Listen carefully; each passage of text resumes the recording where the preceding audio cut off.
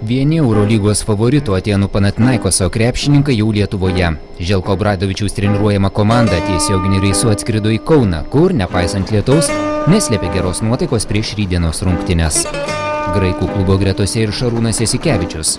Jis rungtynėse Atėnuose į Žalgirio krepšį įmetė 9 taškus. Žaidėjas oro uoste nepamiršo patraukti per dantį susirinkusių žurnalistų.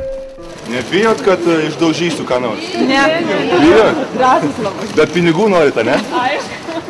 Ne, kad išdaužysiu, bet. Kuriam pinigų reikia? Nors Jasikevičius šiemet komandoje nerungtyniauja taip įspūdingai kaip pernai, tačiau krepšininkas teigia, kad sieks nenuvilti į halę susirinkusių jo gerbėjų. Stengiuosi žaisti gerai prieš draugus, prieš šeimą ir taip toliau. Kartais gaunasi, kartais nesigauna. Aišku, tai nėra kažkokios taip paprastos varžybos, kaip nuvažiuoja į kitą miestą, ar tai Prancūzija, ar kur. Čia kažkaip įdomiau viskas. Be to, Lietuvos rinktinės žaidėjas linkęs pateisinti prastų Žalgirio rezultatus, nors pripažįsta, kad nesėkmės sutelks Kauno komandos kovingumo dvasią. Žalgiris kokį palieka įspūdį. Žaidžia kaip gali jie, tokios sudėtis jau yra, kad gavosi, kad po labai gero praeito sezono neišsaugojo komandos brandolio ir gaunasi, kad dabar susidėjo absoliučiai nauja komanda, naujas treneris, tai tokie dalykai iš pradžių tikrai rezultatų neduos.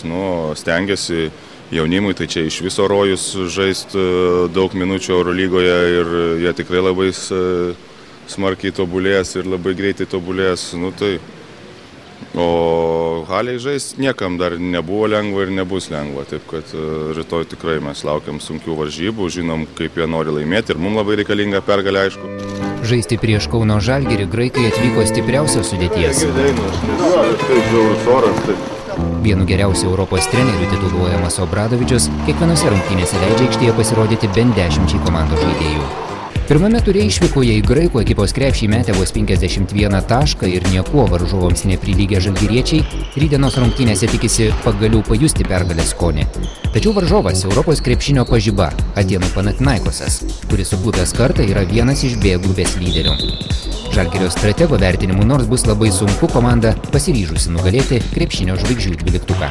Paskutinės rungtynės jam tikrai nepavyko, praleido rungtynes Graikijos pirmenybėse, man atrodo, sukaupė pakankamai energijos, kad galėtų vėl eilinį kartą prie Žalgirį sužaisti kaip galima aktyviau. Beveik visose rungtynėse, kuriuose žaidė prie Žalgirį, atrodė tikrai labai galingai. Man atrodo, kad bent jau iš tų pastangų ateinančios rungtynės nebus kitokios ir be abejo bus mūsų užduotis šitą sutrukdyti. Dėl ligos komandai negalės padėti Šarūnas Vasiliauskas. Prieš 2 dienas treniruotis su komanda pradėjo ir Lorenas Vucas. Prieš tai savaitę rungtynėse su Barcelona stipriai sumušęs koją.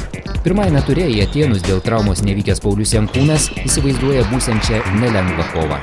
Man teko žaisti tik tai prieš sezoną, tada, kaip sakant, dar buvo neaišku, nei ką jie žais, nei kaip po pirmam rate nežaidžiau, o dabar, kaip sakant, žiūrėjom video, stipri komanda, kiekvienoj pozicijai po 2 stiprius žaidėjus, taip kad bus labai sunku.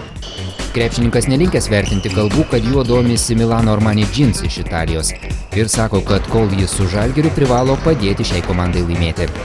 Priklausau Žalgiriui ir kol esu čia, ta prasme, stengiuosi kiek galiu ir kiek galiu padėti Žalgiriui, o tie gandai, kaip sakant, yra čia ne mano reikalas, kas juos skleidžia ir kas ten per gandai. Kauno klubas Panathinaikosui yra pralaimėjęs pastarąsias 4 tarpusavio rungtynes. Paskutinį kartą žalgiriečiai savo žiūrovų akivaizdoje Obradovičiaus auklėtinius pranoko 2003-2004 metų sezone.